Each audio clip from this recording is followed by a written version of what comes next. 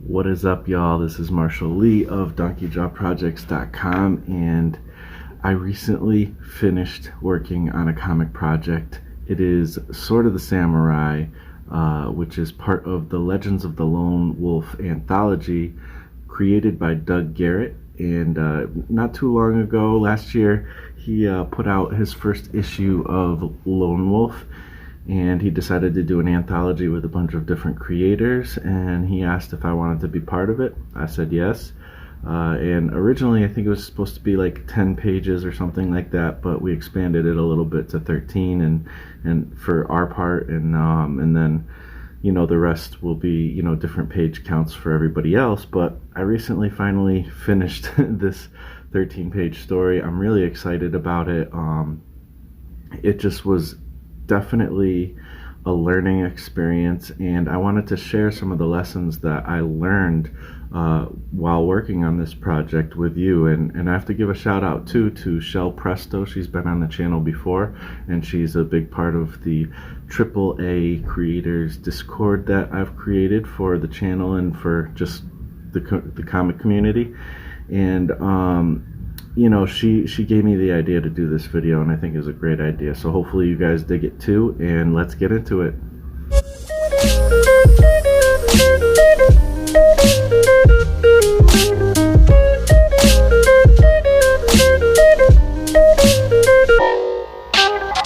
So I have come up with 7 lessons that I've learned from working on the Legends of the Lone Wolf Sword of the Samurai comic book and comic story. There's probably a lot more lessons that I've learned. This has been basically close to a year-long project for me, which sounds interesting since it was only 13 pages, but we'll get into that a little bit more. But I feel like there's 7 things that I really predominantly learned from this, so we're going to get into them. First lesson that I learned is I don't think that I want to, I prefer, I should say, to not make do the whole process of the making comics, stories. When it comes down to it, Dug Garrett did write the story, so I didn't 100% do the whole process, but when it comes to the rest of it, I did. I did kind of contribute in writing a little bit, especially with the last kind of how the story ended, that I kind of expanded on it just so, I wanted to make sure that the end had like a really, just the perfect, just the right kind of impact, and I felt like I needed a little bit more breathing room to make that last kind of climax kind of hit home a little more. So I did do that, and I think Doug agrees, and I think it did come out pretty well. But other than that, I did not really do the writing so much outside of changing a little line here or there.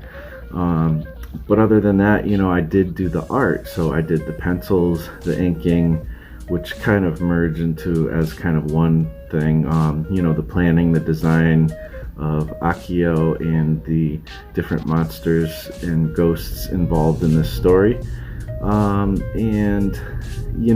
Also I did the coloring and the lettering as well. So all of that process takes a lot of time, There are people, the people I look up to, people like Kirby and other great comic creators, especially of the older, generations. They would do like multiple pages of comics a day, sometimes 2, 3, 4.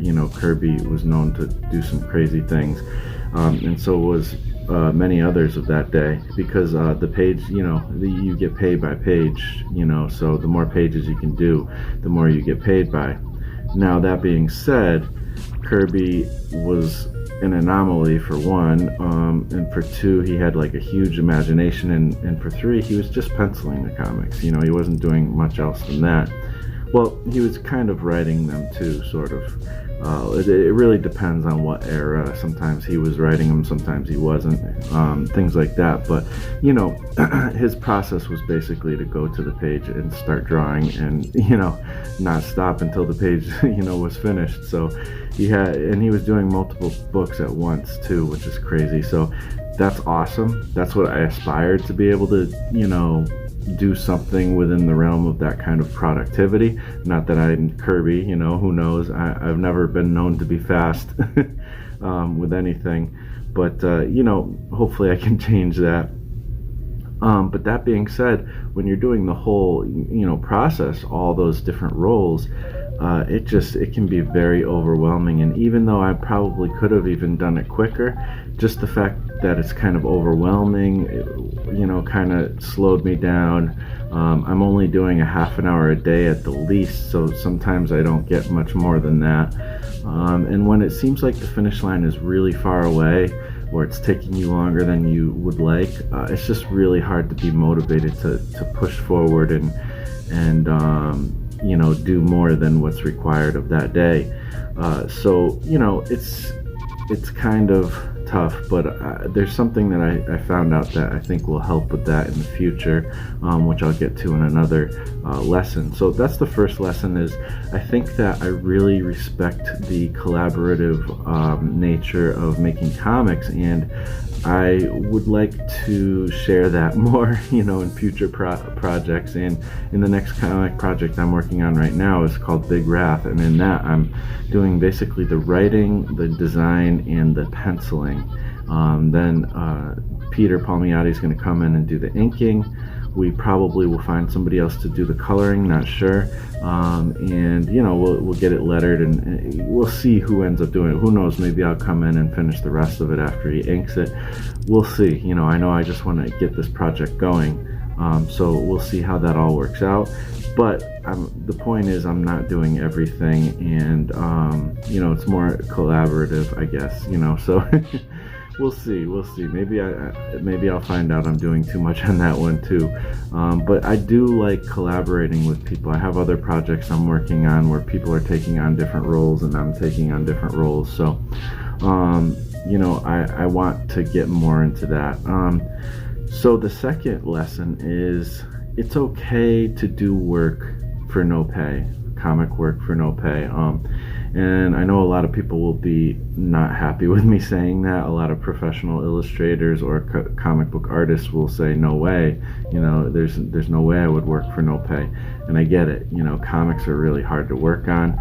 They take a lot of time, they take a lot of dedication, and the page rate is usually not even decent enough to even want to work in comics, unless you're like working for Marvel, DC, which then you might be able to make some really good money, but even then sometimes it's not great. So that being said, I'm learning. I'm very much at a learning stage. I feel like I'm a much better artist from before I started working on this to now, when after looking back on it.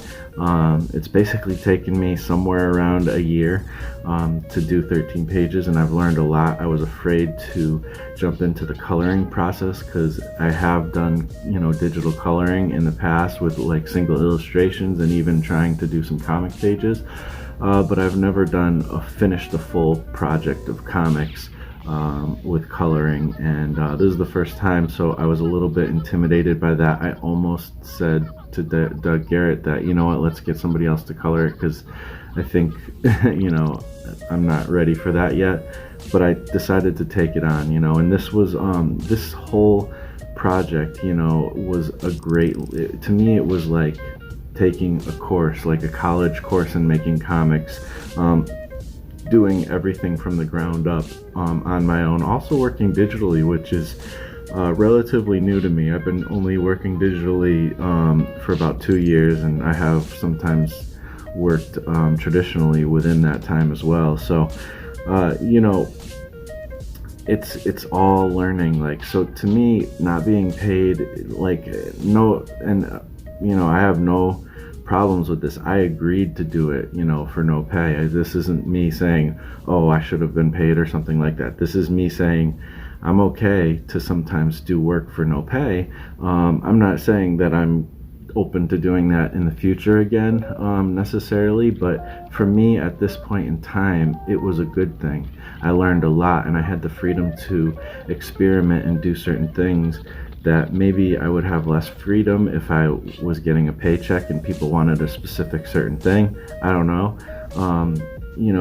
Dug Garrett was an awesome guy to kind of work with, because he pretty much let me do whatever I wanted, which I thought was really cool. And he always, I would keep showing him the progress, and he would like what I was showing him. So, it was a really good collaboration, that we did. I think I really enjoyed it, once again, working with him. So that's all I'm saying is, it's okay to kind of work for no pay if you're in the right circumstances. I don't recommend getting into like a graphic novel for no pay, or there's got to be some kind of collaborative agreement where you both own the property or something if you're going to work for no pay. This was a case where I don't have any ownership of the property, but the secondary character Akio, we may move forward with more with that, and in that case I probably will have more ownership.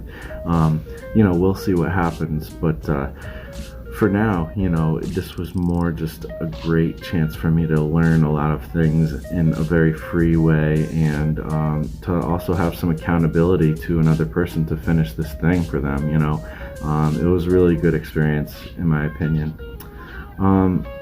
Number 3, the third lesson that I learned is to, when you're doing a collaboration, update the people you're collaborating on a regular basis.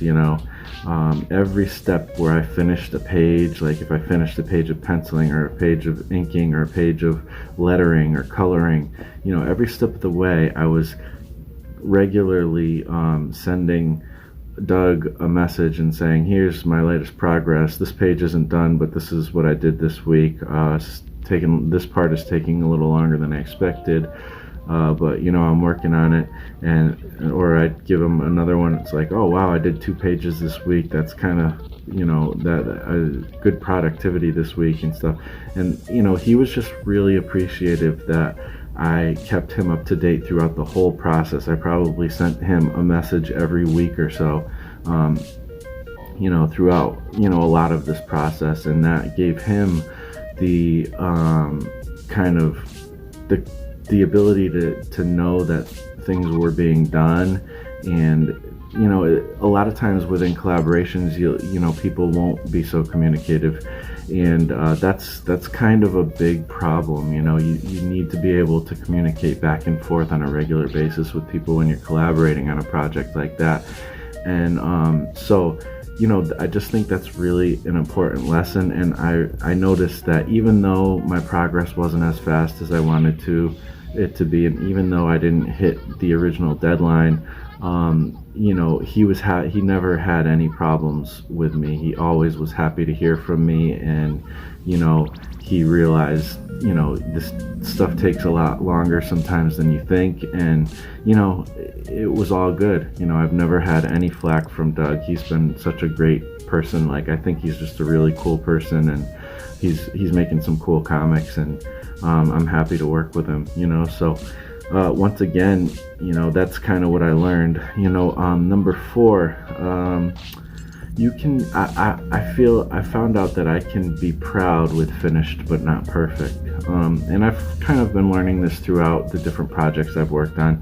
But the thing is there's this whole debate of whether, finished but not perfect, or should you really try to put forth a very polished piece of work. And to me, I fall more on the side of, be productive, get a project out, even if it has a lot of flaws. That's okay. I could have, I spent way too long on this, in my opinion. I spent a year working on a 13-page comic. I mean, I did other projects between that. I also did another anthology book for the Werewolves and Unicorns. I did work with that. I did a mini comic. I did some other things as well, and a lot of, YouTube videos, things like that. So, I was busy, not just doing this one project. And, so it took longer than I would have liked to, but the thing is I could have also been a perfectionist, and if I were to say, rework a panel 5 times here or there, or say, hey, I don't really like this page, I'm going to redo it again and again and again. Like, it's easy to do that with comics. I mean, the style changed throughout the story a little bit here and there, the way I drew faces and the way even I was coloring things, the color scheme. Some pages I don't love, I'll be honest. There's a page or two in there, maybe three, that I'm just like, I see what I was trying to do, but maybe I wasn't as successful. Maybe I could have chosen a different shot. Maybe I could have rendered it differently. But you know what? When it all comes down to it, the story is clear. It's a fun story, a little adventure, kind of a dark ghost type of, almost a horror story, but with a lot of adventure and fun. I'm really proud with what I was able to put forth with this, and it was, I don't know, there's no reason why I feel like I shouldn't be. Even though it's not perfect, it's still a pretty cool piece of work, and it represents the best I can do right now, within certain time limits. So I'm proud of it, and just to have something out there, another thing out there and finished and looking pretty cool, I think it's good. So that was one of the lessons I learned, and let's see, the fifth lesson that I learned is, help promote the project that you're working on. A lot of times you can work on a project for a long time, and you have people, you're all involved in the same project, and maybe one person kind of helms the promotion side of things, telling people about the Kickstarter. We ran a Indiegogo and a Kickstarter for this book, or just even as you're doing the progress, letting people know where you're at and stuff. I showed people pieces of this project throughout the whole thing. The only thing I kept was the last 2 pages from everybody, because I felt like I didn't want to ruin the story for people. I wanted them to have something they could come and read. And I'm also keeping the coloring version, the colored version, from only people who bought the book. I will be releasing this for people to read the black and white version. There'll be a link in the description for that, where you can go and sign up for my mailing list and get access to that comic, the full comic in black and white. But also there's other comics there too, that's kind of behind the wall or whatever, I guess. So you still can read it, but if you want the full colored version that I took a lot of time to work on, and I think really gives it that extra punch, then you definitely want to check out the other links below, where you can buy them from Dug Garrett. I think it's still on Indiegogo to purchase. If not, I'll have the contact information for Doug to grab them, because I'm sure he'll be selling them after we get it printed and everything. They're still finishing up the production of this. Not everybody's got their submission in necessarily, and so it's going to take some time to format it, get it ready, and have it printed, but it will come out. Doug's really good at just making sure everything gets done and gets sent to people. Right now he's kind of he can only do what he can do when he gets the pages to him, so he's kind of, I think, waiting on a couple things with that. So it will come out very soon. Probably, I'm thinking early next year. And there's going to be some extra bonuses too. There's a mini comic that there's another comic on my website, Legend. What is it? The Attack of the Lizard Brain. I did that a couple years ago, and there's going to be a printed Ashcan version of it. So I'm excited to have another story of mine in print that wasn't originally going to be in print. So that's kind of cool. So that's like a little extra bonus some of the backers are getting. I don't remember at what tier. I think it's on Kickstarter, or if it's going to go with everybody's package or not. But definitely I would go look into that if you're interested. Maybe he'll send you one if you throw him an extra couple bucks. I don't really know. Maybe I'll have access to send some out. Who knows? but and there's another ash can as well from another one of the creators too, I think, maybe more than one, I can't remember. So that's really cool too. There's a lot. He's just really good at really serving people well and hitting them with a cool product. So let's see, we got 1, 2, 3, 4, 5, 6. So this is a big one. This is a big lesson that I learned. Be dedicated to one project at a time.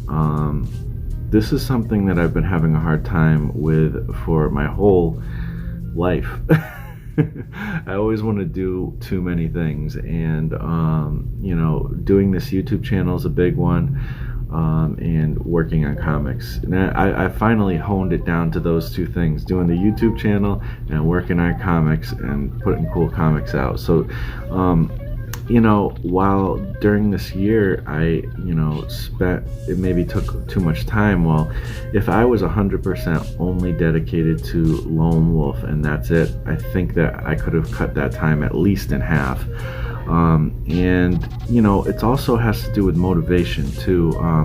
If I was if I was dedicated to only work on this project and I couldn't work on anything else until this project was done, then that would have given me more motivation to get it done so I can get to the next project that I'm excited about. Because if you've ever created anything, especially comic books, you probably have experienced the fact that when you get close to finishing or even halfway through finishing the project you're working on, you're always looking forward to the next one. You can't help but want to work on something new and fresh. It's just kind of the nature of the process of creation. So that's kind of where I was at. Not that I don't love working on Legends of the Lone Wolf. I really did actually just enjoy being able to clock in every day and put some work on it, and there's a lot of joy that comes from the actual process. There's a lot of the blood, sweat, and tears type of thing too, but there's also joy mixed in there, in my opinion. Not everybody feels that way. Some people, it's just hard and they get through it and they're like, I never want to do a comic again. Then they get excited about another project and do it again, so everybody's different. For me, there is a lot of joy even in the process of making it, but if I was dedicated to one project, I think I'm going to try to do that from here on out. One project at a time, do that. I think it's still, I still will be doing the YouTube channel while I'm doing these projects, but I found out that doing the live streams and doing the working artist vlogs, that's kind of my bread and butter on this channel, and they're not the videos that necessarily get the most views, but at the same time, the people who are following my journey do enjoy them. I get a lot of cool feedback from that, so I can kind of do that no matter what project I'm working on. It's kind of easy for me to do those kind of videos. The videos that are tougher are when I'm doing some kind of tutorial, or I'm doing like a comic book challenge or something like that. Those are like the special videos. Even like this one's a little bit more on the special side. I have to actually take some time out and focus on it, and it takes me kind of away from focusing on other projects. But I think the point is I need to be dedicated to one comic project, and that's going to be a little bit hard for me, but I think I need to try to do that better more, because I noticed coming towards the end of this project, the Sword of the Samurai Legends of the Lone Wolf project, I realized that I did get that focus. When I was doing the coloring, I was like, okay, I can see. Before, it seemed like the finish line was way too far ahead of me, and then now I'm like, I can see the finish line. It's achievable. All I have to do is get to the end, So I just kept working and working. I started putting, a page together a week, sometimes a couple pages, colored a week. And I started to understand how I color comics too. And even though it's not perfection, there's places where the coloring is like not to my taste. But, I did the best I could, There's certain things I would like to explore with color that I didn't I didn't have the experience and the comfortableness, if that's a word, with the equipment yet to really express those things yet. And I still have a long way to go with that, with all of it, with the art, with the penciling, the inking, the coloring, even the lettering. I have a lot to learn with all of that. So I did the best I could in the time I had, but at the same time, the process did start to go quicker. I started to create a method to that, and I created a video of how I color comics, and that's still how I color comics. It will evolve some more as we go. Actually, there's one tip I heard from one of the commenters about putting like all the inks in a folder and kind of referencing it in that way, which that was actually really helpful. And since then I have actually adapted that to my process, because it is a little bit better that way, and easier to keep kind of organized and stuff. So I'm learning, but at the same time, being dedicated to that. I did notice as it was coming towards the end, I really wasn't thinking about any other comic projects anymore. I had too much going on in my life to focus on more than one thing. There's been a lot of stuff in my life that's caused me to really only be able to focus on one thing creatively, because I have so much other things going on. So I've been really just focused, and I've been enjoying not having all these other projects clutter my mind. And I knew that once I was done with this, I could get on to the next projects, that I was really excited about, which was Big Wrath with Peter Palmiotti. And then after that, I'm looking forward to doing my own, book that's like 100% my own.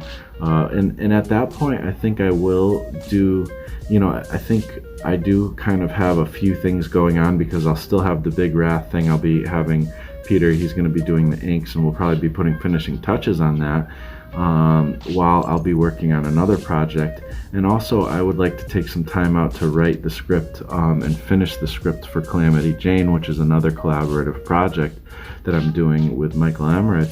And but once I have that script written and it's done, I'm not going to really be doing much for a while, so I can kind of hand that off to him. So there will be other things happening while I'm working on one single project. So I'm hoping that in that way, if I'm collaborating and I don't have to be hands-on with every project, but I can keep my hands-on focused on one, like I'm hoping that I can still focus but also kind of maintain these other projects. So I don't know.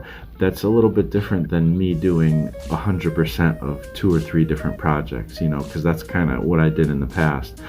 So it is important to be dedicated, but that doesn't mean you can't kind of still multitask, as long as you're very wise in how you do it. I hope that's the case, because I have a lot of stories I want to get out, and I can't just, I don't know, maybe I should just focus on one, get it out, another one, get it out, another one, get it out, I think that will be helpful, but at the same time,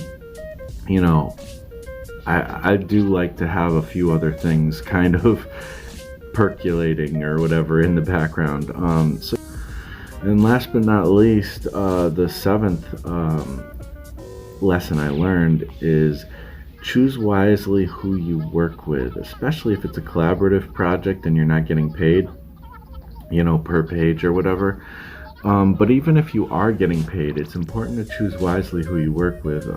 I've noticed, even in my regular job, that I've worked with a lot of different people, and I'm not the one who hires, but I've noticed, different hires do different things, and sometimes the chemistry between different people don't work out so well. Sometimes they do. I'm the type of person who gets along with most people anyways. I don't really have a problem. I'm pretty flexible, and I can kind of adapt to whoever, usually, as long as they're not like 100% jerks or something. But at the same time, there are certain criteria of who I look for when I want to work with somebody, and a lot of times that's, does this person have a track record of being productive and timely and just getting stuff done? Do they finish projects, or do they leave stuff on the table all the time? I've been the person who sometimes leaves stuff on the table with my own projects, and I don't want to be that way anymore. And I think I've proven in the last couple of years that I am able to finish projects. I finished many projects in the last couple of years, comic projects. So, I've changed my ways, in that. But that's what I look for in other other creators. Are you able to finish projects, and are you the type of person who's productive? Are you the type of person who isn't afraid to help promote the project? So we're all working together in all aspects. Do you communicate, well with, are you the type of person who always is in communication, or are you the type of person where I'll start sending you texts and emails and you're just going to stop communicating with me? That's not a workable situation, so those are kind of the things. And also, are you a jerk or not? I mean, as simple and basic as it is, are you somebody who has like a huge ego, or are you somebody who's a perfectionist and won't let things go and you're too stubborn? There's a lot of things to look into, and it's not always easy to know, until you get into the actual collaborating process, if the person's going to be good, but you can start to get a little bit of a sense. So try to think of the things you would like in a person who you're going to work with, and choose wisely.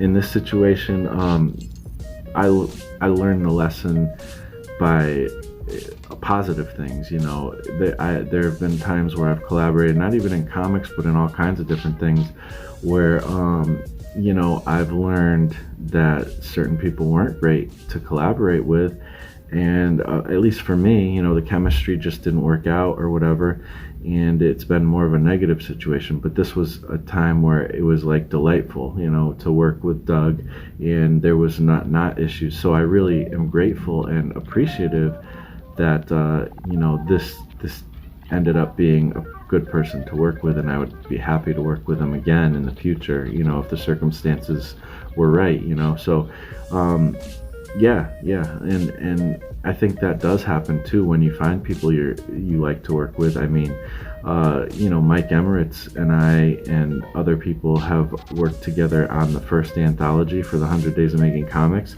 and then we did it again for the second one, and then we're pursuing working together again. It's been a good relationship, and I feel like it's only going to get better, throughout the years. I hope that I'm able to work with him a lot more, and many of my other friends that I've met in this community too. So yeah, it kind of reminds me of having Russ on my shows a lot. Russ Leach, the comic book black belt. He's always up for doing a video, and he's always got some really interesting insights to bring to the table, and we work well together, I think, on videos. So it's just worked out, and there's been a lot of other people, Teresa, there's just been so many other people who have been on the channel that I've had a great time chatting with, and it works out pretty good. Peter Palmiotti, who I'm doing collaborations with, all that kind of stuff. So anyways, choose wisely who you work with, and that's really all I have to say about that. Again, if you're interested in checking out this story, there will be a link in the description where you can sign up for my email list, and you can read the Sword of the Samurai, Legends of the Lone Wolf, in the black and white version. And there will also be links of where you can find the actual anthology, which will be released in the future, probably early in January of 2020. I'm sorry, I shouldn't say January, because I don't know when he's going to produce it. I meant to say early in 2020. I think is probably when it's going to be. I don't know if it's going to be February, March, whatever, but sometime around that time, I think, is when it'll be put out. So that being said, I really appreciate you guys hanging out and watching, and hopefully you dug this and got some helpful tips from the lessons that I learned. I hope you're learning from those as well, and let me know in the comments what lessons have you learned lately with making your comics that have been kind of indispensable and really helped you move forward on the path of making comics. Other than that, you know where to find me, donkeyjawprojects.com, Marsh Comics on Twitter, Instagram, and TikTok, and we will talk to you next time on the next video. Peace out.